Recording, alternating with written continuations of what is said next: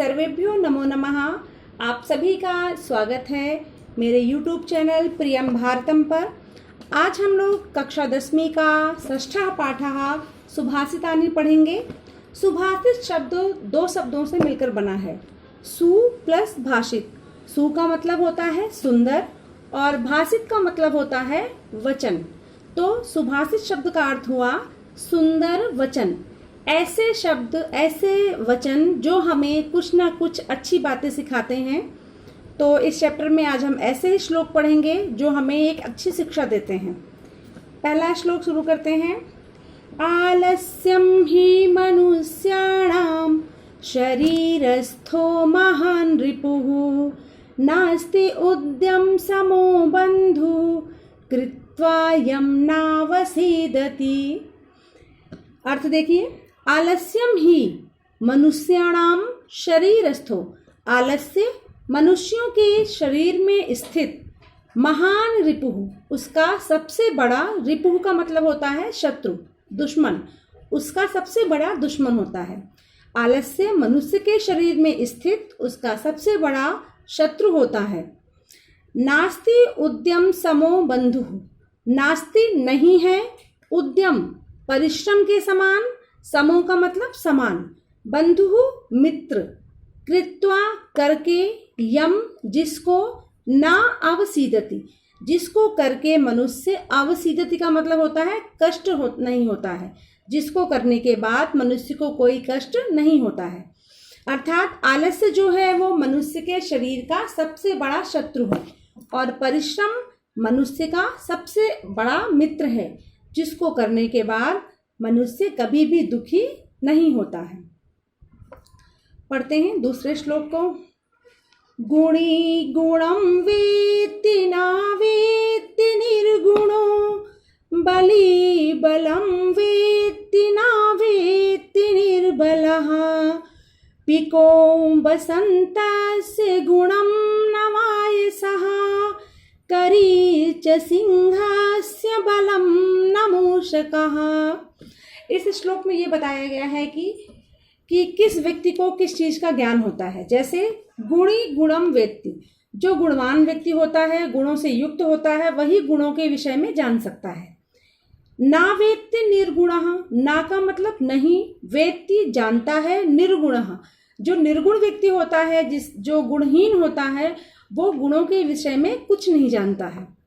बली बलम वेत्ति, जो बलवान व्यक्ति होता है वो बल को जानता है। ना वेत्ति निर्बलः, और जो निर्बल होता है, जो बल से हीन होता है, वो बल के विषय में नहीं जानता है। पिको वसंतस्य गुणम न वायसः। पिक का मतलब होता है कोयल। कोयल वसंत ऋतु के गुण को जानती है। ना वायसः, वायसा का मतलब होता है कौवा, काकः, और कौवा उसके गुण को नहीं जानता है। करीच सिंहस्य बलम, करी का मतलब होता है हाथी।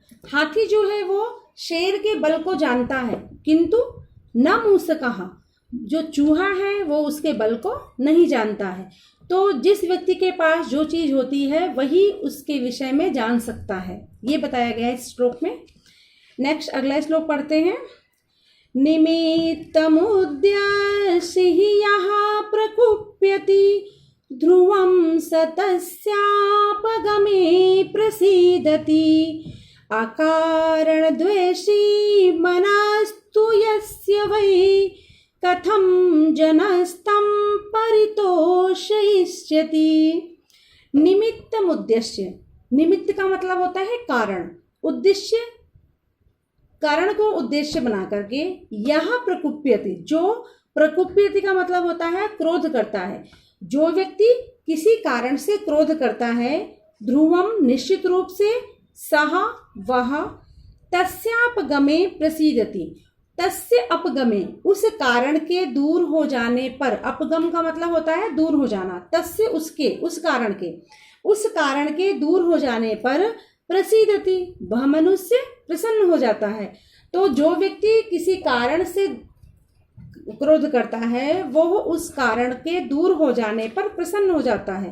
किंतु अकारण द्वेषी मनस्तु यस्य वै, अकारण बिना किसी कारण के, यस्य जिस व्यक्ति के मन में द्वेष होता है, कथम जनस्तम, उस व्यक्ति को कथम कैसे, परितोषयिष्यति, संतुष्ट करोगे, उस व्यक्ति को कैसे प्रसन्न करोगे जो बिना किसी कारण के ही नाराज हो जाता है।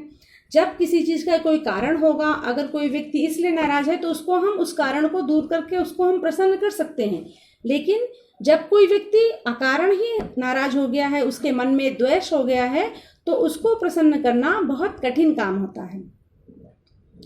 अगला श्लोक, उदीरितो अर्थः पशूनां गृहाते हयाश्चमागाश्च वहन्ति बोधिताः अनुक्तमपि ऊहति पंडितो जनः परेंगित ज्ञान फला हि बुद्धयः। उदीरितो अर्थः पशूनामपि गृहाते, उदीरिथा मतलब कहा गया, अर्थ को पशुनाम, पशुओं के द्वारा भी गृहाते ग्रहण किया जाता है। अर्थात अगर हम पशुओं को भी कोई बात कहते हैं, उनको किसी अर्थ कुछ बताते हैं, तो वो भी उस चीज को समझ लेते हैं। हयाश्च नागाश्च वहन्ति बोधिताः, हय का मतलब होता है घोड़े और नागाह का मतलब होता है हाथी। तो घोड़े और हाथी जो है वो बोधिताः, बताए हुए मार्ग पर या बताए हुए जगह पर वहन्ति, भार को ले जाते हैं।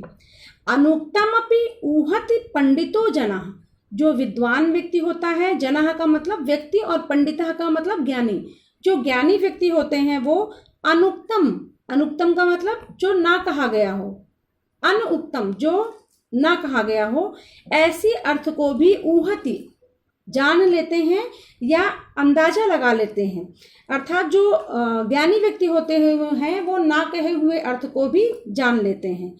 क्योंकि परेंगित ज्ञान फला ही बुद्धया, क्योंकि हमारी जो बुद्धि होती है वो परेंगित ज्ञान फलाह, संकेत जन रूपी ज्ञान के फल को जानने वाली होती है। हमारी जो बुद्धि है वो संकेत जन ज्ञान रूपी फल को देने वाली होती है, संकेतों से ही वो उसको ग्रहण कर लेती है।